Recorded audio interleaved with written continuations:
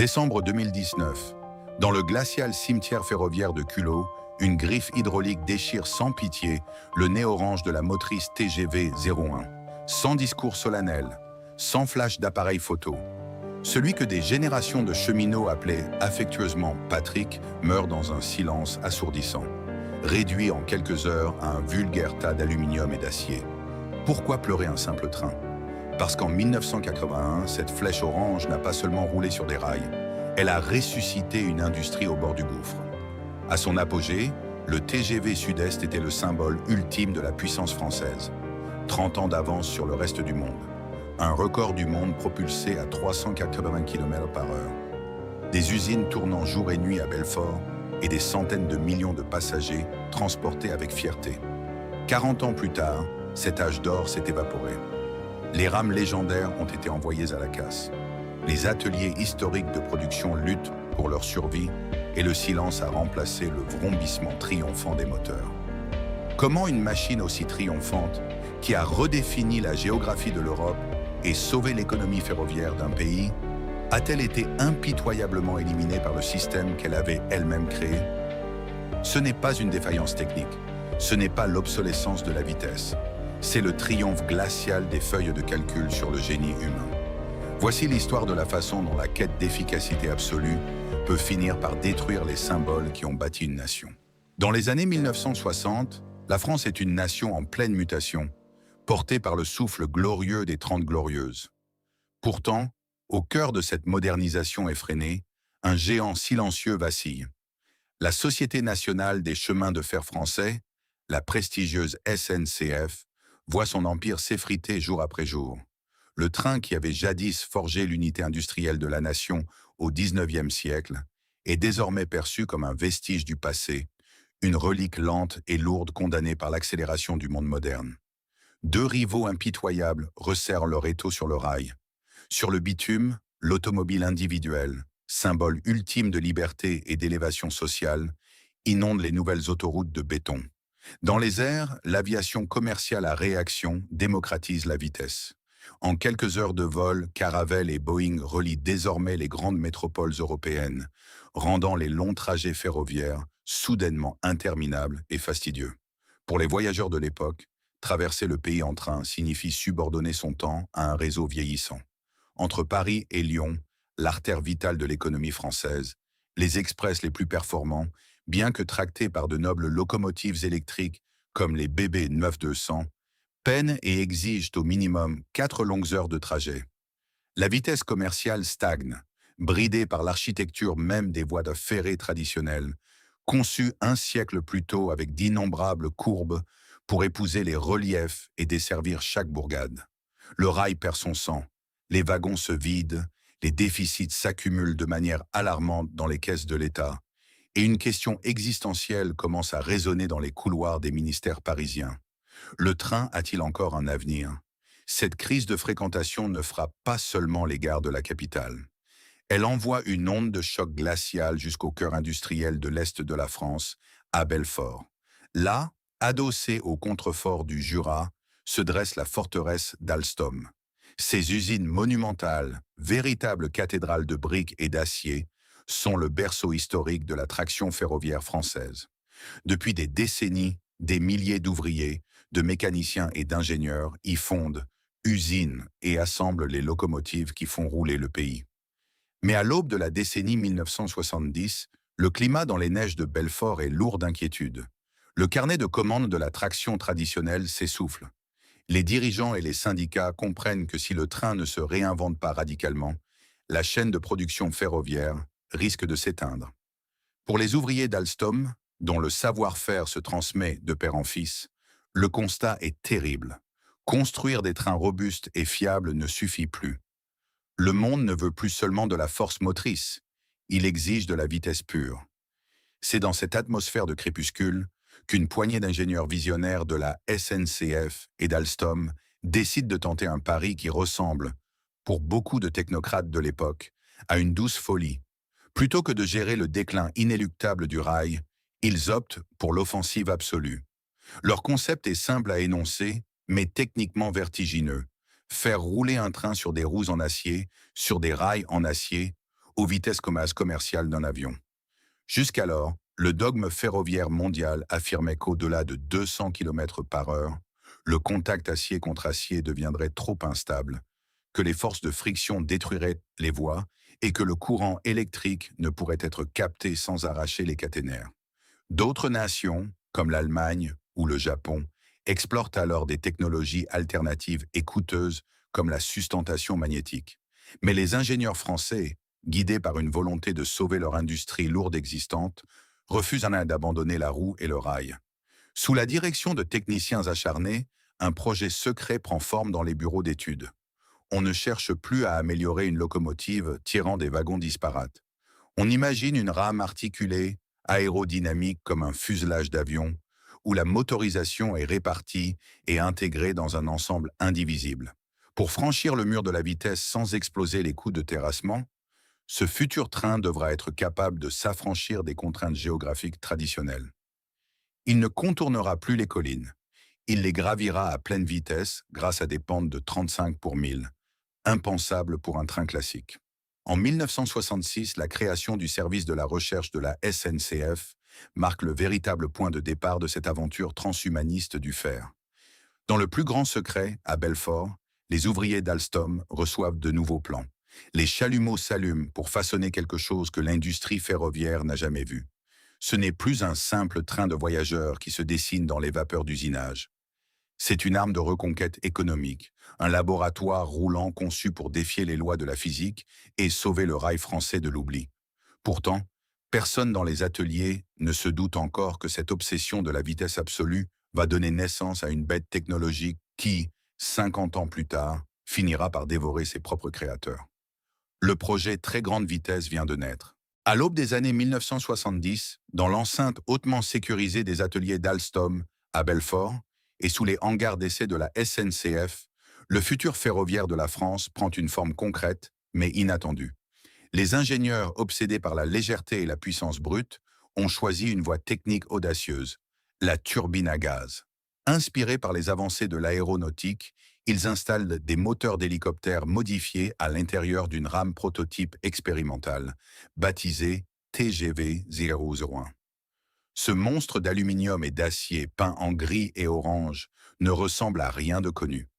Lorsqu'il s'élance sur les rails d'essai des Landes alsaciennes en 1972, son rugissement est celui d'un avion de chasse au décollage. La puissance thermique délivrée par les turbines permet à la rame d'atteindre des vitesses sidérantes sans nécessiter la construction lourde et coûteuse de caténaires électriques.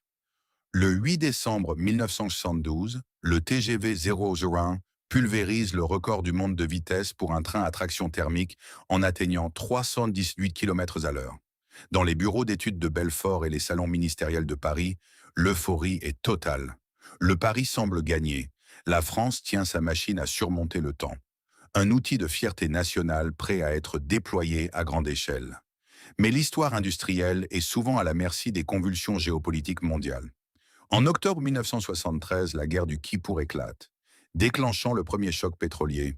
En quelques semaines, le prix du baril de brut est multiplié par 4. L'Occident, jusqu'alors ivre d'énergie bon marché, est frappé de stupeur. En France, le gouvernement lance son célèbre slogan « En France, on n'a pas de pétrole, mais on a des idées ». Pour le projet TGV, ce slogan résonne comme un arrêt de mort imminent. La turbine à gaz, bien que magnifiquement performante, est un gouffre à carburant. Avec la flambée des prix de l'énergie, le modèle économique du train à grande vitesse s'effondre en une nuit. La rentabilité projetée de la ligne Paris-Lyon est pulvérisée par les coûts d'exploitation prévisionnels. À la direction de la SNCF, comme chez Alstom, la panique s'installe. Des voix influentes au sein du ministère des Finances réclament l'abandon immédiat et définitif de ce jouet technologique ruinant l'État. Le TGV 001, qui faisait la fierté des ingénieurs quelques mois plus tôt, risque d'être remisé définitivement dans un musée des illusions perdues. Le silence et l'angoisse retombent sur les usines de Belfort, où les ouvriers voient le spectre du chômage de masse se rapprocher à grands pas. Pourtant, au lieu de capituler devant cette impasse énergétique, une poignée de dirigeants visionnaires décide de tenter un coup de poker monumental. Convertir intégralement le TGV à la traction électrique. Cette décision ne relève pas d'une simple modification de routine. C'est un séisme technique complet. Il faut jeter à la poubelle des années de développement sur la propulsion thermique et recommencer presque à zéro dans des délais étriqués.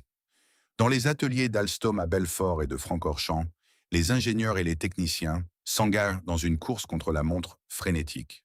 L'électricité offre une source d'énergie nationale et sécurisée, propulsée par le programme nucléaire massif que la France vient de lancer. Mais capter un courant de 25 000 volts via un pantographe sur une caténaire qui oscille à 300 km à l'heure relève du cauchemar mécanique. Il faut redessiner les moteurs, inventer des systèmes d'amortissement révolutionnaires pour empêcher le pantographe de briser les câbles et alourdir la motrice tout en conservant une stabilité parfaite sur les rails. Jour et nuit, les bureaux d'études se transforment en dortoirs improvisés. À Belfort, l'honneur de toute une industrie lourde est en jeu. Si la conversion électrique échoue, l'usine ferme. Au prix d'efforts surhumains, le miracle technique finit par se concrétiser. À la fin des années 1970, la première rame TGV électrique de série sort des chaînes de montage de Belfort. Sa livrée n'a pas été choisie au hasard. Un orange vif et audacieux, souligné de bandes blanches et grises. Cette couleur, très caractéristique du design de l'époque, rompt radicalement avec le vert austère et monotone des anciens trains de la SNCF. L'orange ne symbolise pas seulement la modernité. Il crie la renaissance, l'énergie et la vitalité d'une industrie que l'on croyait condamnée. Dans les halles d'assemblage d'Alstom, la sortie de la première motrice est vécue comme une victoire militaire. Les ouvriers, qui redoutèrent que les licenciements massifs quelques années plus tôt, posent avec fierté devant le nez profilé de la bête. Grâce au TGV, l'usine est sauvée, le savoir-faire métallurgique de la région est préservé, et la France s'apprête à prouver au monde entier que sa vieille industrie lourde peut produire l'objet de transport le plus avancé de la planète. L'angoisse du choc pétrolier a été transformée, par la force du désespoir et du génie technique, en un triomphe industriel inespéré.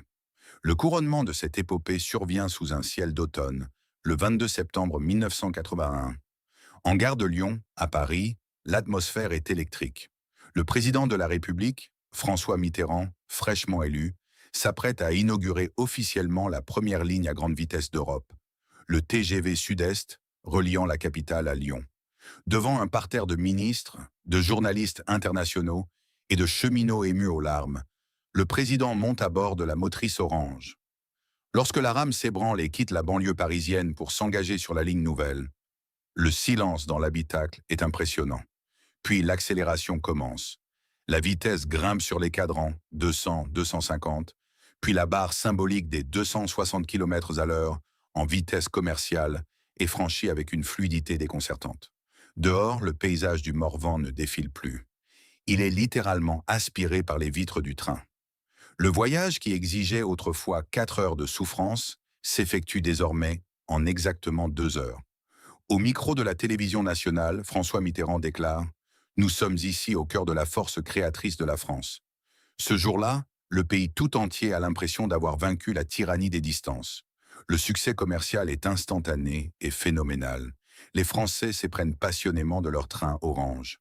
En quelques mois seulement, le TGV Sud-Est siphonne la quasi-totalité des passagers de la ligne aérienne Paris-Lyon, forçant Air France à réduire drastiquement ses vols. Pour Alstom et la SNCF, c'est l'apogée d'une gloire que nul n'aurait osé imaginer au cœur de la crise de 1973. La France est officiellement devenue la nation de la vitesse, enviée et admirée dans le monde entier. Pourtant, dans l'ombre de ce triomphe éclatant, les premières graines de la future crise commencent déjà à germer silencieusement. En comprimant le temps et en reliant exclusivement les grandes capitales régionales à une vitesse vertigineuse, cette magnifique machine orange s'apprête à modifier profondément et durablement la géographie humaine et économique du territoire. Alors que tout le pays célèbre l'ivresse des sommets technologiques, personne ne veut voir que la formidable flèche d'acier commence à couper la France en deux. Au lendemain de son inauguration triomphale en 1981, le TGV Sud-Est ne se contente pas de transporter des voyageurs d'une gare à une autre. Il redéfinit brutalement la géographie physique et mentale de la France. En l'espace de quelques mois, la perception même du temps et de l'espace est bouleversée. Séparés depuis toujours par plus de 400 kilomètres de collines, de plaines et de fleuves, Paris et Lyon se retrouvent soudainement fusionnés en une seule et même conurbation économique accessible en exactement 2 heures. Pour les élites politiques, les grands banquiers de la capitale et les capitaines d'industrie de la région Rhône-Alpes, c'est une révolution vertigineuse et enivrante. Le train orange ne fonctionne plus comme un moyen de transport traditionnel. Il opère comme un tube à vide, une machine à comprimer le territoire national. Les réunions d'affaires qui exigeaient autrefois 3 jours de déplacement et de logistique se règlent désormais le temps d'un aller-retour dans la journée. Dans les wagons climatisés où règne un silence feutré, la France moderne a l'impression d'avoir définitivement triomphé des contraintes géographiques qui bridaient sa croissance depuis le 19e siècle. À Paris comme à Lyon, les quartiers d'affaires explosent, les tours de verre poussent autour des gares, et le TGV est célébré comme le moteur suprême de la modernité européenne. Pourtant, derrière le prestige étincelant des records de vitesse et l'enthousiasme unanime des grands médias de l'époque, une réalité bien plus sombre, silencieuse et implacable commence à s'installer le long des voies ferrées. Pour atteindre et maintenir des vitesses de croisière avoisinant les 270 km à l'heure, le TGV impose une logique mathématique intransigeante. Il exige des lignes absolument droites, des tracés exclusifs à haut niveau de sécurité et surtout l'absence totale d'arrêts intermédiaires. C'est ainsi que naît ce que les sociologues, les géographes et les économistes appelleront bientôt l'effet tunnel. Tandis que la magnifique flèche orange relie les hypercentres urbains dans une harmonie parfaite de rentabilité, elle traverse les territoires ruraux et les petites villes industrielles à pleine vitesse sans jamais s'y arrêter. Des régions entières, autrefois vitales pour le tissu économique français, sont instantanément transformées en simples décors flous que les voyageurs d'affaires regardent défiler et à travers de larges baies vitrées sans y prêter la moindre attention. Le train ne dessert plus le pays, il le survole au ras du sol. Pour des dizaines de bourgades prospères de Bourgogne, du Morvan ou de la vallée de la Saône, les conséquences sont dévastatrices. Pendant plus d'un siècle, ces petites villes ouvrières avaient prospéré au rythme des arrêts fréquents des trains express et des trains de marchandises traditionnels. Les gares de Tonnerre, de La Roche-Migène, de Saint-Florentin ou de Chalon-sur-Saône étaient des poumons économiques grouillants de vie, où transitaient des ouvriers, des artisans, des voyageurs de commerce et des matières premières. Avec l'ouverture de la ligne à grande vitesse, ces gares historiques sont brutalement court-circuitées. La SNCF, concentrée sur la rentabilité spectaculaire de son joyau orange, réduit drastiquement, puis supprime les liaisons régionales classiques jugées déficitaires ou trop lentes. Les gares intermédiaires se transforment peu à peu en quais fantômes, où la mousse grimpante commence à recouvrir les anciens quais de chargement. À travers les fenêtres poussiéreuses de leurs ateliers silencieux, les ouvriers des petites fonderies locales, des manufactures textiles et des scieries familiales regardent désormais passer le TGV dans un hurlement de vent violent qui fait vibrer les murs de briques. Cette machine technologique, pourtant construite par la force et le savoir-faire de la classe ouvrière française dans les usines de Belfort, ne s'arrête plus pour eux. En contournant ces territoires, le TGV aspire inexorablement les capitaux, les investisseurs, les infrastructures publiques et la jeunesse qualifiée pour les injecter exclusivement dans les métropoles hyperconnectées. Sans liaison rapide et directe avec le cœur économique du pays, les usines locales perdent leurs clients, s'isolent et finissent par fermer leurs portes l'une après l'autre, plongeant des vallées industrielles entières dans le chômage et l'oubli. Le TGV Sud-Est a sans aucun doute sauvé la SNCF de la faillite face au monopole grandissant de l'aviation commerciale, mais il a secrètement et profondément redessiné la carte des inégalités en France. En dévorant l'espace pour maximiser son efficacité, la flèche orange a donné naissance à une nation à deux vitesses. D'un côté, des métropoles triomphantes, mondialisées et riches, qui accaparent toute la lumière. De l'autre, une France périphérique, industrielle et rurale, qui se sent sacrifiée sur l'autel de la vitesse absolue. Sans que personne n'en ait encore conscience dans les salons dorés de la Direction générale à Paris, cette logique de rentabilité et de centralisation à outrance vient de poser les fondations du futur drame ferroviaire et industriel. Car un système qui élimine impitoyablement ce qu'il juge trop lent finit toujours, un jour ou l'autre, par se retourner contre ses propres machines lorsqu'elles commencent à vieillir. Au milieu des années 1980, le triomphe fulgurant du TGV Sud-Est provoque une véritable euphorie institutionnelle et politique à travers toute la France. Les chiffres d'exploitation donnent le vertige. La ligne Paris-Lyon affiche une rentabilité commerciale exceptionnelle, remboursant ses coûts de construction en moins d'une décennie. Pour les dirigeants de la SNCF et les gouvernements successifs, ce succès résonne comme une révélation absolue.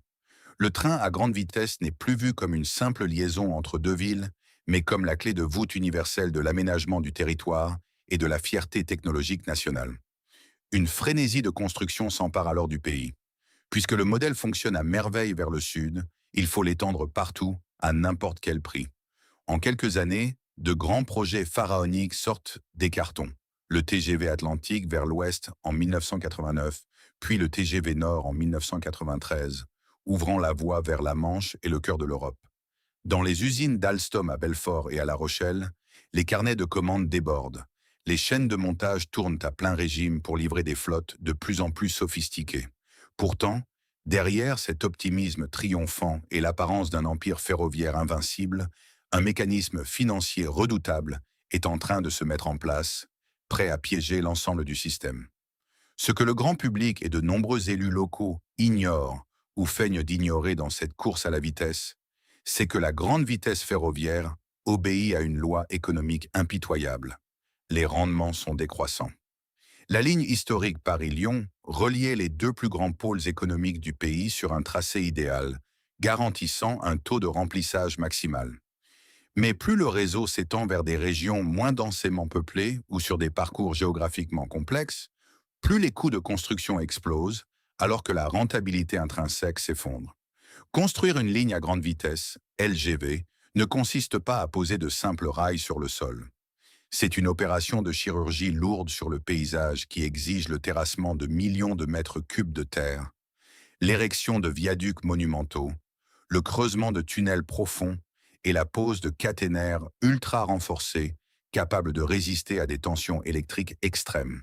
Au fil des années 1990 et 2000, sous la pression politique d'élus locaux exigeant leur propre desserte TGV pour des raisons de prestige, la SNCF est contrainte de financer des lignes structurellement déficitaires.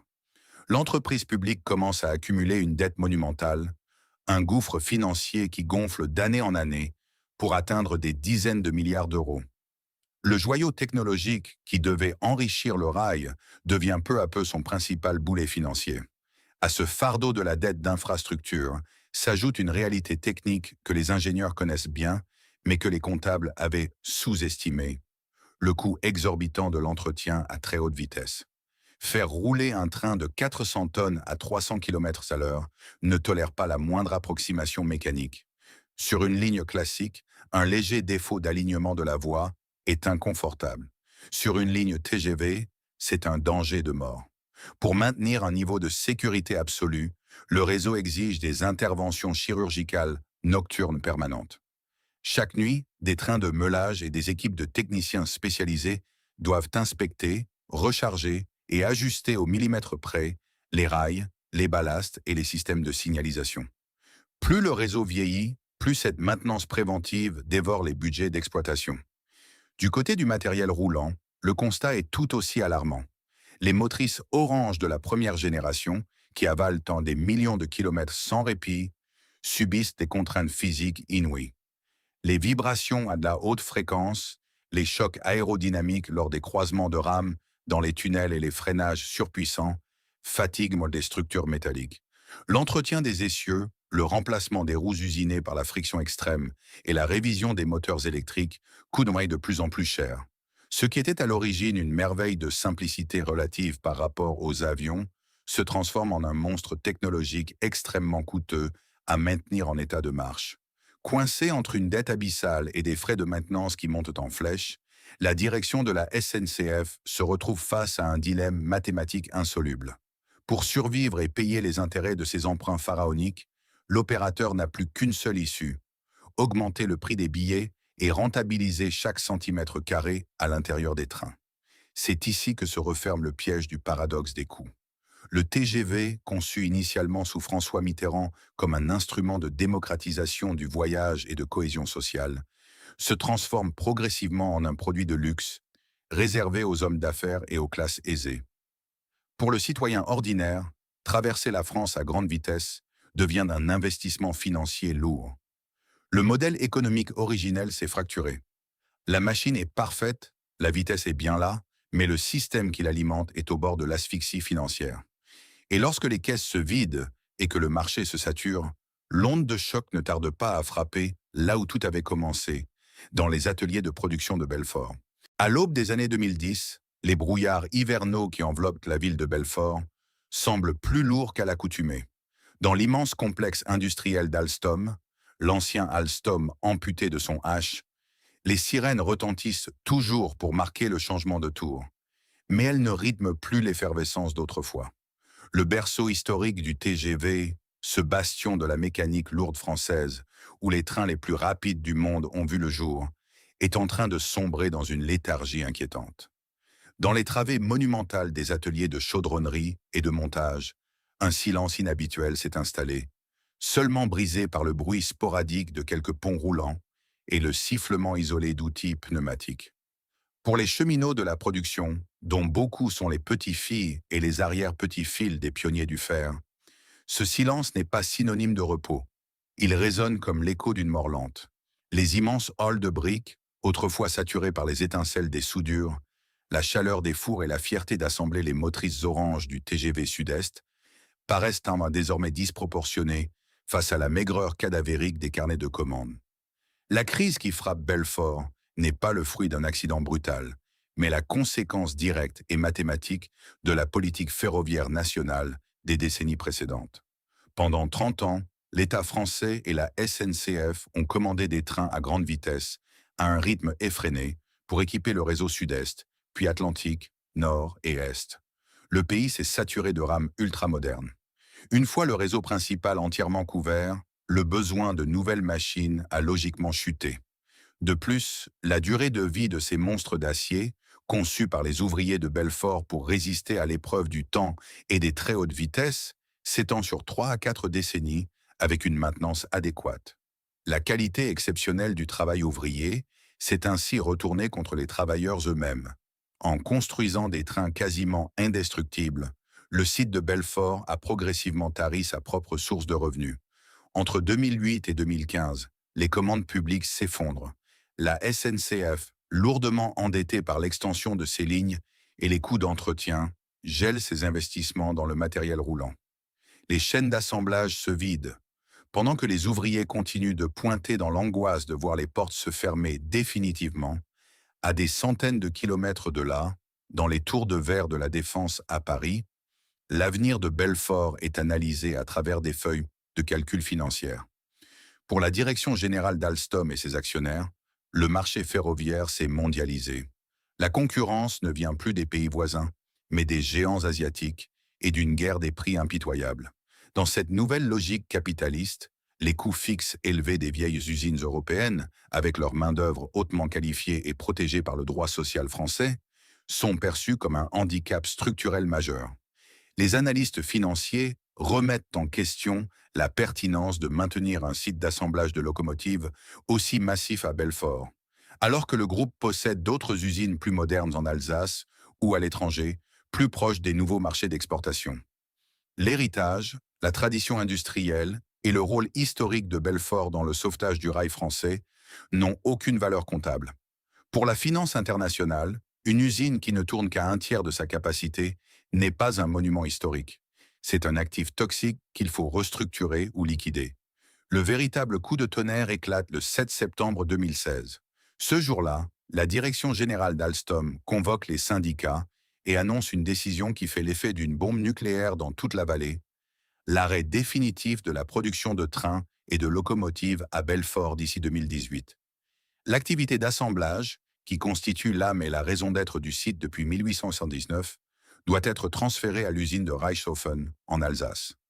Le site historique de Belfort ne conserverait qu'une activité résiduelle de maintenance et de services après-vente, entraînant la disparition de centaines d'emplois directs et condamnant à mort des milliers de sous-traitants dans la région.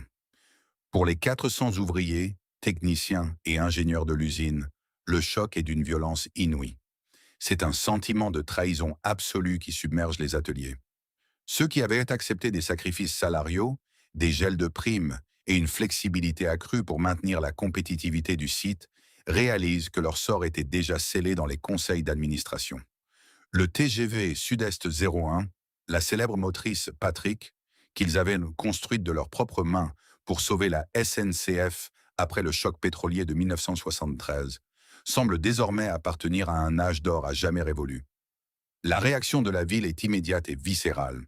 Belfort n'est pas une simple agglomération abritant une usine. C'est une ville-usine dont l'identité même a été forgée dans l'acier d'Alstom. Quelques jours après l'annonce de la fermeture, plus de 10 000 personnes descendent dans les rues. Des ouvriers en bleu de travail côtoient des commerçants, des enseignants, des retraités et des élus locaux ceints de leur écharpe tricolore. Sur les banderoles qui défilent sous la pluie automnale, on peut lire « Alstom, c'est Belfort, Belfort, c'est Alstom » ou encore « Ne touchez pas au berceau du TGV ». Dans les cortèges, les visages sont marqués par la colère et des larmes de dignité blessée. Des hommes de 50 ans, ayant passé 30 années de leur vie sur les chaînes de montage, témoignent devant les caméras du monde entier. Nous avons donné nos mains, nos dos et notre santé pour fabriquer la fierté technologique de la France. Et aujourd'hui, on nous jette comme de vieilles pièces détachées parce que nous ne rapportons plus assez de dividendes. La lutte des cheminots de la production devient le symbole national de la désindustrialisation française, le miroir douloureux d'un pays qui regarde ses joyaux manufacturiers être démantelés pièce par les lois du marché. Face à la marée de protestations et à quelques mois d'une élection présidentielle cruciale, le gouvernement français est pris de panique. Pour éviter une catastrophe symbolique et électorale, l'État intervient dans l'urgence.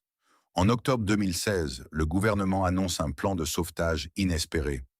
L'État et la SNCF s'engagent à commander prématurément 15 rames de TGV pour des lignes classiques, une aberration technique et économique, uniquement pour alimenter artificiellement les chaînes d'assemblage de Belfort et empêcher leur fermeture immédiate.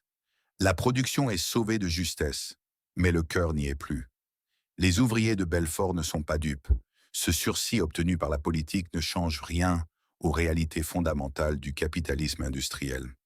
La victoire n'est que temporaire, un pansement fragile posé sur une plaie profonde. Car alors même que les ateliers de Belfort luttent pour survivre à court terme, la philosophie même de ce qu'est un train à grande vitesse est en train d'être radicalement transformée par les exigences de rentabilité absolue. Le temps des élégantes motrices orange à un niveau, conçu pour le plaisir et le confort du voyageur, touche à sa fin. L'ère de la rationalisation de l'espace et des machines à haute densité s'apprête à prendre le pouvoir. Au tournant des années 1990 et 2000, alors que les ateliers historiques de Belfort commencent à vaciller sous le poids de la saturation du marché, une révolution silencieuse s'opère dans la philosophie même du train à grande vitesse.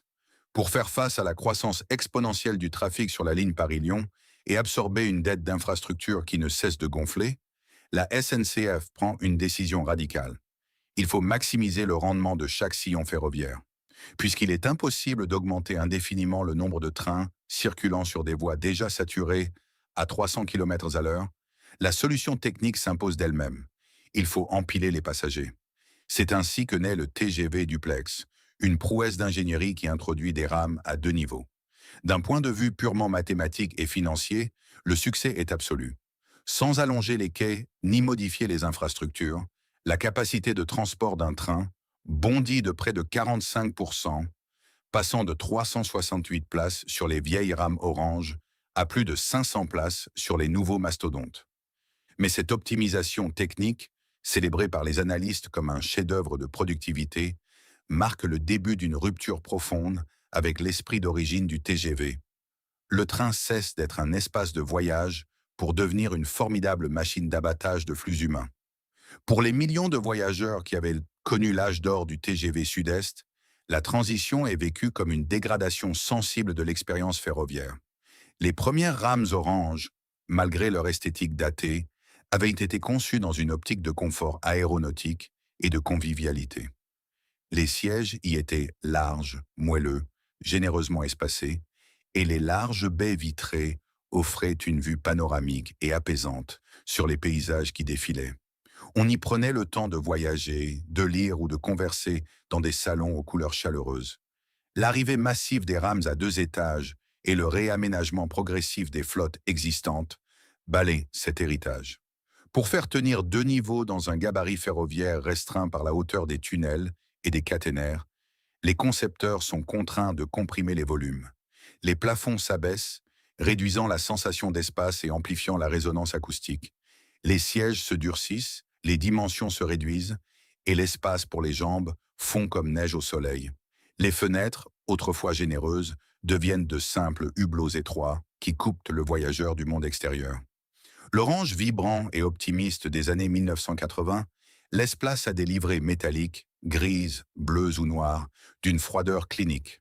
Dans cette nouvelle architecture intérieure pensée par des ergonomes de la rentabilité, l'humain n'est plus un voyageur qu'il faut séduire, il est une unité de charge qu'il faut insérer dans une matrice spatialement optimisée. Cette industrialisation radicale du voyage ferroviaire s'accélère au cours des années 2010 sous la pression des directives européennes imposant l'ouverture du marché à la concurrence.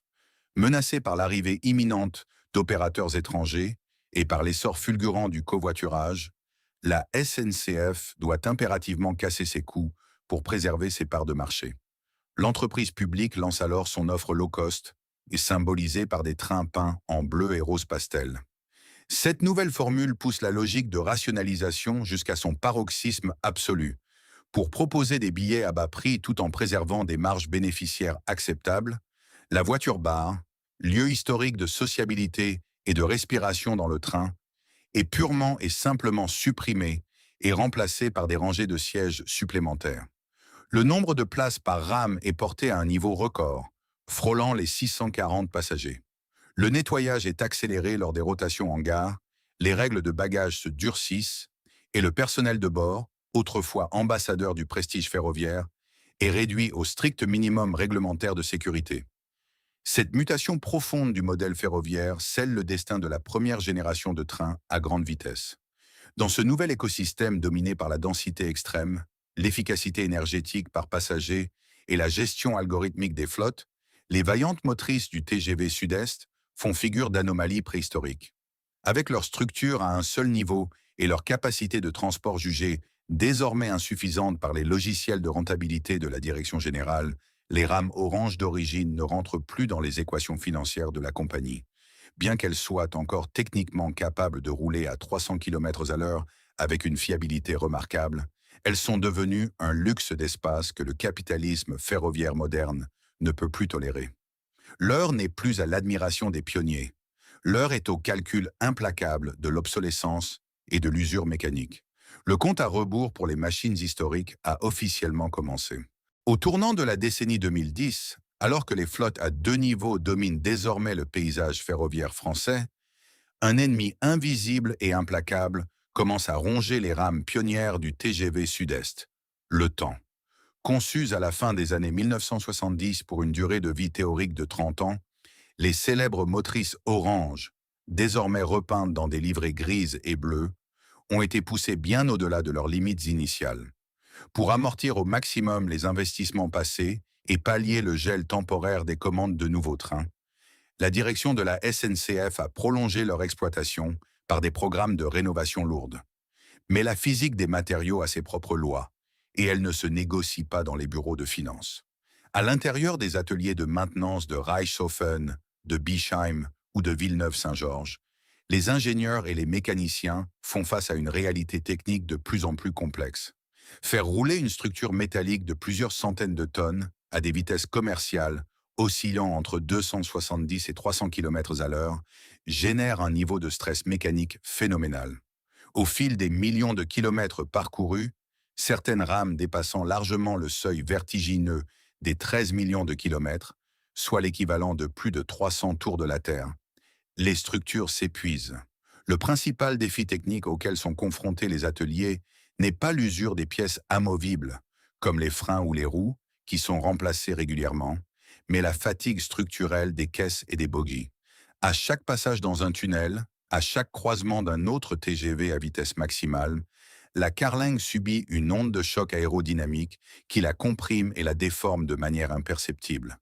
Les accélérations répétées, les freinages électromagnétiques surpuissants et les oscillations à haute fréquence sur les rails induisent des micro-fissures au cœur même des alliages d'acier et d'aluminium. Ce phénomène d'écrouissage et de fatigue des métaux est sournois. Il ne se manifeste pas toujours en surface, mais il fragilise progressivement l'intégrité globale de la rame. Lors des grandes révisions de maintenance, appelées opération mi-vie ou révision générale, les techniciens doivent désormais désosser intégralement les trains. À l'aide de sondes à ultrasons, de rayons X et de liquides pénétrants sous lumière ultraviolette, ils traquent la moindre micro-fissure sur les soudures des châssis. De plus en plus souvent, les diagnostics sont sans appel. Les structures métalliques sont fatiguées et les réparations exigent des découpes lourdes et des renforts coûteux qui menacent d'altérer l'équilibre aérodynamique et le poids des motrices. À cette dégradation physique des structures s'ajoute l'obsolescence accélérée des composants internes.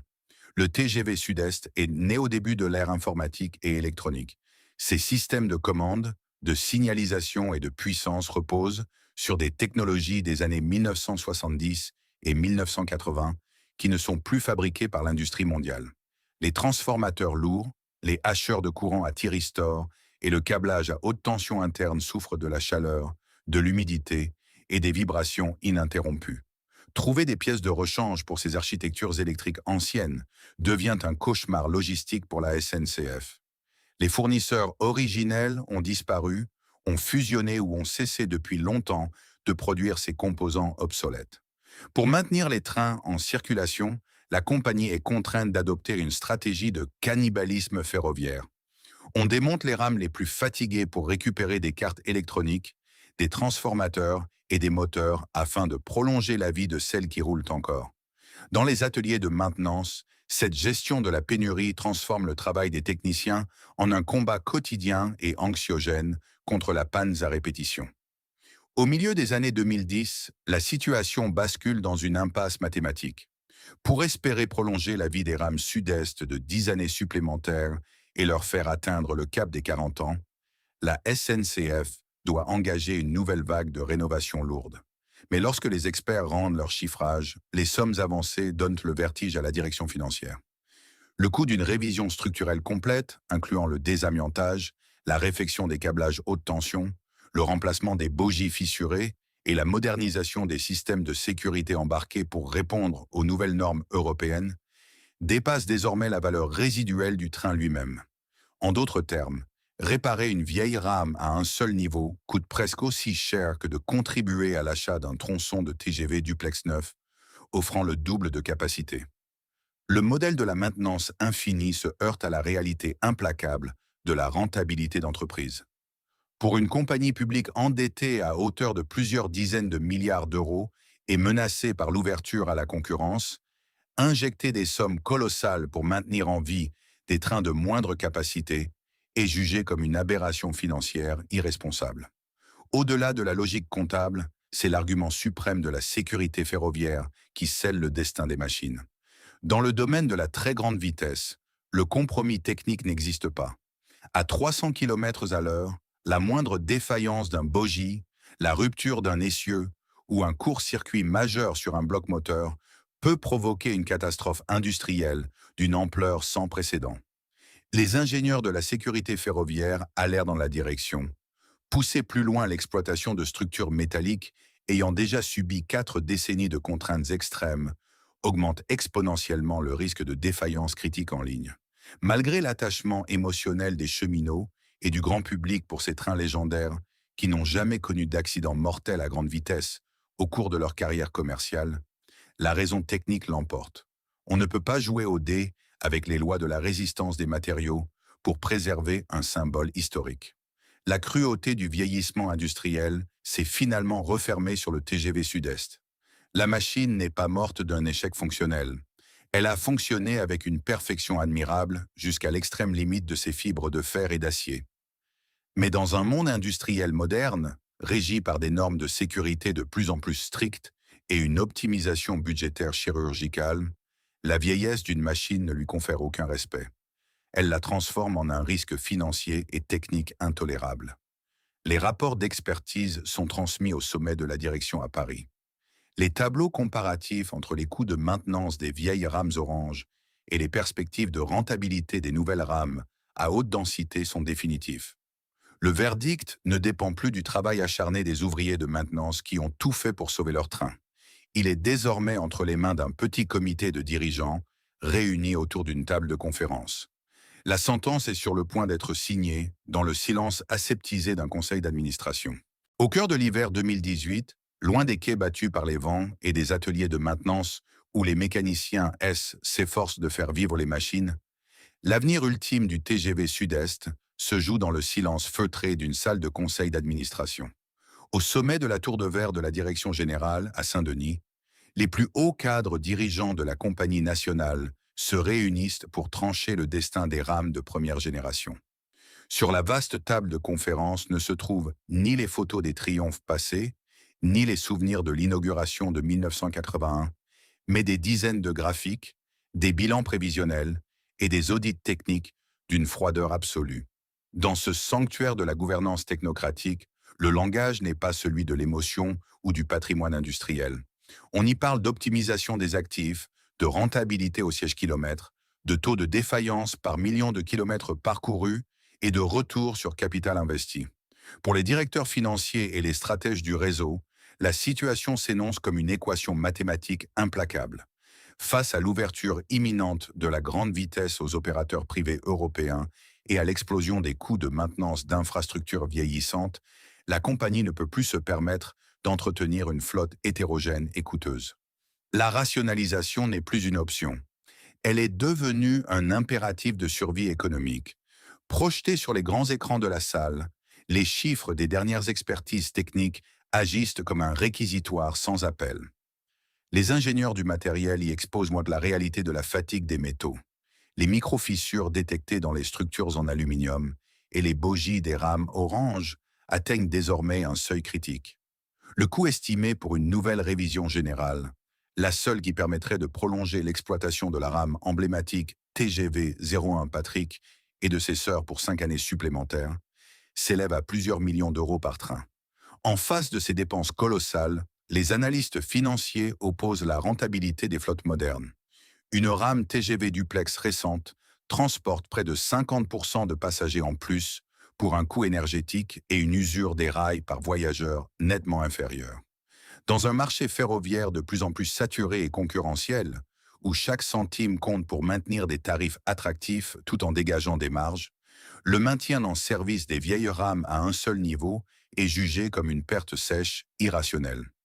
Les experts comptables formulent leurs conclusions avec une netteté chirurgicale.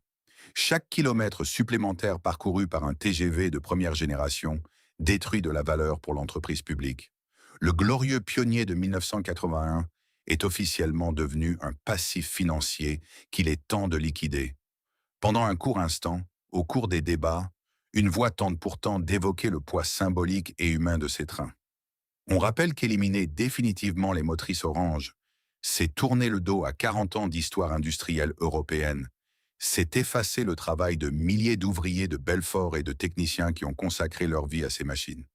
On souligne l'attachement viscéral des cheminots et de toute une génération de Français pour ces rames qui ont démocratisé le voyage rapide sans jamais connaître de défaillance fatale à grande vitesse. Mais dans la logique du capitalisme industriel moderne, la mémoire n'a aucune valeur comptable.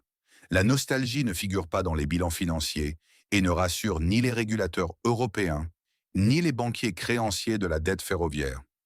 Un dirigeant résume froidement la situation. Nous ne sommes pas les conservateurs d'un musée ferroviaire. Notre mission est de faire rouler une entreprise compétitive au XXIe siècle. La fracture entre les deux mondes est désormais totale. D'un côté, les hommes du fer, de l'atelier et du rail qui voient dans le train une œuvre humaine collective. De l'autre, les hommes de la finance et des algorithmes qui n'y voient qu'une machine productive soumise à un cycle strict d'amortissement et de péremption. Au terme de la réunion, le président du conseil d'administration prend la parole pour clore le débat. Le vote se déroule sans surprise, à l'unanimité des membres du comité exécutif. La résolution est adoptée. Le retrait définitif et total du service commercial des dernières rames TGV Sud-Est est planifié pour la fin de l'année 2019. L'arrêt de mort du premier train à grande vitesse d'Europe vient d'être officiellement signé sur un formulaire numérique. La décision froide et irrévocable redescend immédiatement la chaîne de commandement jusqu'aux directions régionales de la maintenance. Dans les dépôts et les ateliers, l'information se répand comme une onde de choc silencieuse. Il n'y aura plus de réparations lourdes, plus de pièces de rechange commandées, plus de sursis. Les machines légendaires sont désormais condamnées à accomplir leur dernier tour de roue avant d'être envoyées vers leur destination finale. Le rideau s'apprête à tomber sur 40 années de règne absolu et les voies ferrées de France se préparent à faire leurs adieux à l'icône qui les avait transformées à jamais.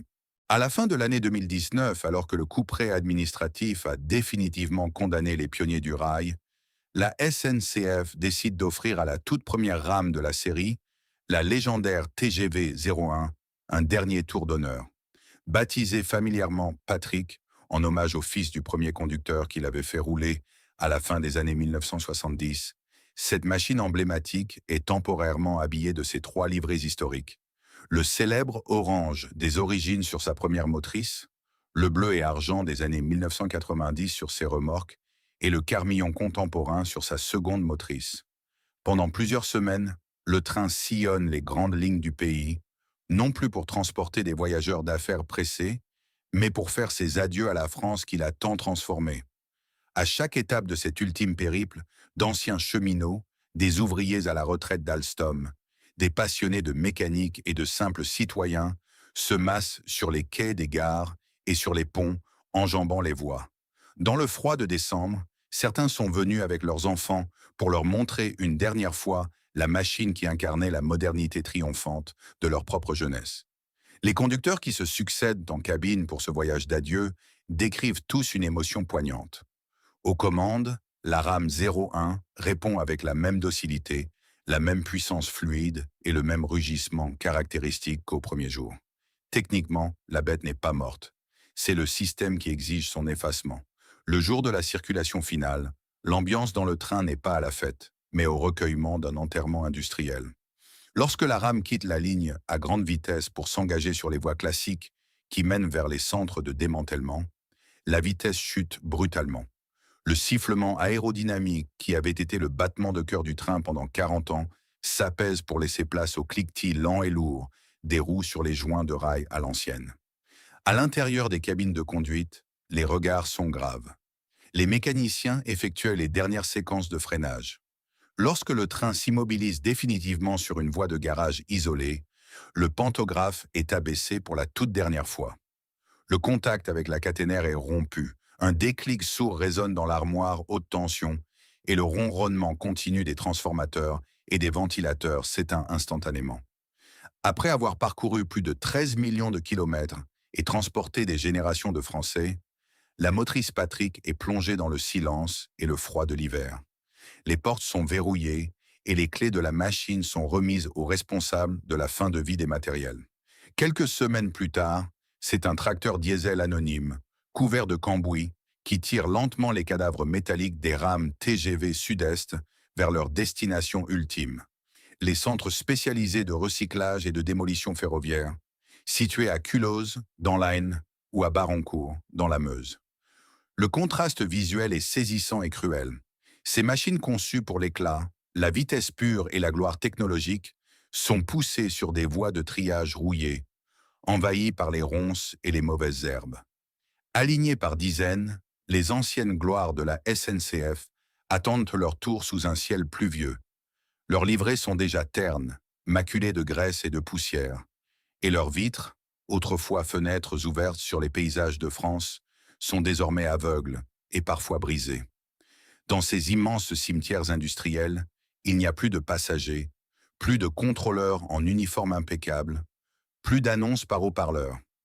Seul règne le bruit métallique des engins de chantier et l'odeur âcre de la ferraille découpeuse. Le processus de démantèlement est une opération de déconstruction brutale qui ne laisse aucune place à la nostalgie. Les rames sont d'abord dépouillées à la main de leurs équipements intérieurs, les sièges en tissu, les porte-bagages, les rideaux et les câbles électriques sont arrachés et triés par catégorie. Mais le moment le plus dramatique et le plus symbolique survient lorsque les immenses pelles mécaniques, équipées de cisailles et de griffes hydrauliques surpuissantes, entrent en action pour s'attaquer à la structure même du train. Sous la pression colossale de la griffe en acier, la célèbre face avant profilée du TGV, ce nez aérodynamique qui avait défié le vent à 380 km/h, cède dans un grincement terrifiant de tôle froissée. L'aluminium et l'acier spécial, forgés avec tant de soin dans les ateliers d'Alstom 4 décennies plus tôt, sont déchiquetés, pliés et brisés comme de simples canettes de soda. Les immenses bogies motorisées, chefs d'œuvre de précision mécanique, sont basculées sur le côté et désossées au chalumeau pour en extraire le cuivre des moteurs électriques et l'acier lourd des essieux. En l'espace de quelques heures, un train qui incarnait l'âme industrielle et la fierté d'une nation est réduit à des montagnes de gravats métalliques triés dans des bennes. L'aluminium des carlingues est compressé en cubes compacts avant d'être expédié par camion vers les fonderies pour y être fondu à haute température. Le métal qui avait transporté des rois, des présidents et des millions de familles françaises renaîtra sous la forme de canettes de boissons, de cadres de vélos ou de blocs moteurs pour l'industrie automobile. La disparition physique du TGV Sud-Est est désormais totale et absolue. Sur les rails de France, la vitesse continue d'exister, portée par des rames à 2 niveaux plus efficaces, plus rentables et plus denses. Mais avec la destruction de la motrice Patrick et de ses sœurs sous les mâchoires des abattoirs d'acier, c'est une part de l'âme du capitalisme industriel européen qui s'est évaporée. Celle d'une époque où l'on croyait encore qu'une machine pouvait être à la fois rentable, belle, confortable et éternelle. Avec la disparition physique de la motrice Patrick et de la première génération du TGV Sud-Est, le paysage ferroviaire français est entré dans une nouvelle ère, techniquement impeccable mais singulièrement uniforme. Aujourd'hui, sur la ligne historique Paris-Lyon, les rames duplex à 2 niveaux se succèdent à une cadence chirurgicale. Elles transportent chaque jour des dizaines de milliers de voyageurs dans une efficacité algorithmique redoutable. Pourtant, pour les observateurs attentifs et les amoureux du rail, un vide subtil s'est installé le long des voies. La grande vitesse est devenue une norme invisible, un service banalisé où la magie de la prouesse technologique s'est effacée au profit de la rentabilité au siège kilomètre. Les rails ne résonnent plus de la fierté d'une nation défiant l'impossible. Ils ne font que véhiculer des flux humains dans des habitacles standardisés. À des centaines de kilomètres des grandes lignes high-tech, la ville de Belfort a, elle aussi, survécu, mais au prix d'une mutation profonde. Les ateliers historiques d'Alstom n'ont pas fermé leurs portes en 2018, sauvés in extremis par des commandes d'État, et plus tard, par la fusion géante du groupe avec le Canadien Bombardier. L'usine s'est réinventée, se tournant vers la conception de locomotives de fret européennes et la fabrication de motrices pour le futur TGVM. Mais l'ambiance dans les immenses halls de briques ne sera plus jamais la même. L'époque où une communauté ouvrière tissait un lien intime et quasi familial avec une machine révolutionnaire est révolue. Désormais, Alstom est un mastodonte mondialisé où les décisions se prennent à l'échelle des marchés internationaux. Les cheminots de la production qui ont connu l'épopée de la livrée orange partent peu à peu à la retraite, emportant avec eux la mémoire ouvrière d'un temps où la mécanique française se construisait avec la passion des pionniers. À Belfort, le berceau du TGV est sauvé sur le plan économique, mais son âme artisanale et nationale s'est diluée dans les impératifs de l'industrie capitaliste moderne. En observant le destin croisé de ces trains détruits et de ces ateliers transformés, se révèle la véritable morale de cette épopée. Le TGV Sud-Est ne s'est pas effondré parce qu'il a échoué, mais précisément parce qu'il a trop bien réussi. En 1981, cette formidable machine a sauvé la SNCF de la faillite et redonné confiance à une industrie lourde, traumatisée par le choc pétrolier. Mais en comprimant le temps et en reliant les métropoles à 300 km/h, elle a enfanté un monde ultra rapide, impitoyable et exigeant, où seul compte l'optimisation maximale des rendements. Ce système de haute densité, que le TGV a lui-même créé pour survivre, est devenu une machine à broyer la nostalgie. Il a fini par éliminer ses propres géniteurs, jugeant que les premières rames étaient devenues trop encombrantes, trop peu rentables et trop coûteuses à entretenir pour le marché du XXIe siècle. Dans les livres d'histoire, le TGV Sud-Est restera gravé comme un triomphe éclatant du génie technique français. Mais sous le métal fondu des abattoirs de Culhaude et dans les silences des anciens ateliers de Belfort, repose le coût véritable de ce progrès. Le sacrifice des pionniers sur l'autel d'une efficacité qui ne tolère plus aucun regard vers le passé. L'histoire du TGV Sud-Est et des ateliers d'Alstom à Belfort est bien plus qu'une simple chronique industrielle. C'est le miroir fascinant et cruel de notre société moderne. Cette flèche orange n'est pas morte parce qu'elle portait en elle un vice de conception, ni parce qu'elle avait échoué dans sa mission. Au contraire, elle a été dévorée par son propre triomphe. En sauvant la SNCF de la faillite après le choc pétrolier de 1973, en brisant les distances et en reliant les grandes métropoles à 300 km/h, le TGV a donné naissance à un monde nouveau. Un monde d'immédiateté, de flux hyper densifiés et de rationalisation financière absolue. C'est précisément ce système, implacable et exigeant, qui a fini par juger ses créateurs et ses premières machines trop lents, trop encombrants et trop coûteux à entretenir pour répondre aux normes du XXIe siècle. Les rames oranges qui avaient incarné le génie et l'audace d'une nation n'étaient plus rentables dans les algorithmes d'optimisation de l'espace. Elles ont donc été conduites dans les abattoirs d'acier de Culhaude pour y être réduites en ferraille, sacrifiées sur l'autel d'une efficacité qui ne tolère plus la moindre trace de nostalgie. Dans ce cycle perpétuel de destruction créatrice, ce sont toujours les hommes qui portent le poids le plus lourd. Pour les milliers d'ouvriers, de chaudronniers et d'ingénieurs de Belfort qui ont transmis leur savoir-faire de génération en génération, la fin de cette époque laisse un goût amer. Ils ont construit de leurs mains des machines d'une fiabilité légendaire, pour voir ensuite leur dignité et leur travail mis en balance sur des feuilles de calcul financières à l'heure de la mondialisation. Si les usines de Belfort ont finalement survécu en se réinventant, le lien intime et fier qui unissait un peuple à son chef-d'œuvre mécanique s'est définitivement évaporé. Aujourd'hui, lorsque vous montez à bord d'un train à grande vitesse ou que vous regardez les anciennes usines qui façonnaient autrefois votre région, rappelez-vous que derrière chaque commodité moderne se cache souvent le sacrifice silencieux d'un empire industriel déchu.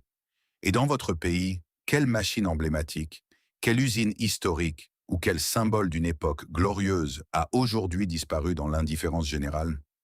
Partagez son histoire dans les commentaires ci-dessous pour faire vivre sa mémoire.